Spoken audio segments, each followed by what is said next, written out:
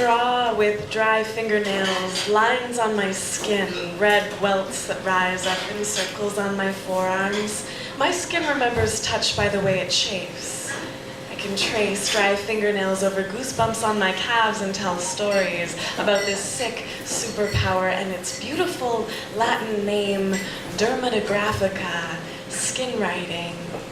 I have spent afternoons drawing names beneath itchy sweaters. When I remember, I add details, cities, favorite books, or unmade beds. I have been carving out pounds of sacred flesh, branding each one with a name and a portrait in perfect inflammation. I have been wrapping them in packages and placing them in mailboxes next to empty milk bottles and flyers for takeout Chinese. I have wondered if they were opened like gifts. If these lonely dermal stories were left out on kitchen counters, framed in bedrooms, or cooked and eaten, I have wondered if these bits of flesh reminded them of me.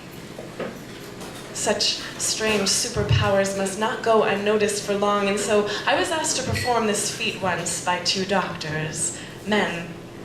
They crossed their arms, glanced at each other, and laughed. I want to believe they felt awe. I want to believe they would have liked to have seen their own names, doctor, neatly dotted on the hip crest before the name along the thigh. And so I carved them out pieces, small gifts, a line of hamstring and one tensor fascia lata. And I didn't remember their names, so I wrote doctor on both packages, wrapped them carefully, and left them to bleed side by side on the examination table.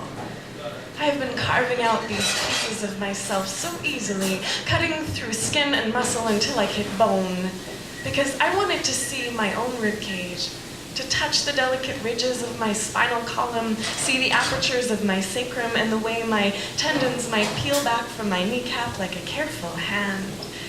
I've always wondered if my bones have scars, if they have writing on them. I've wondered whose name was etched on my skeleton beneath all the movable flesh. I have hoped it was mine.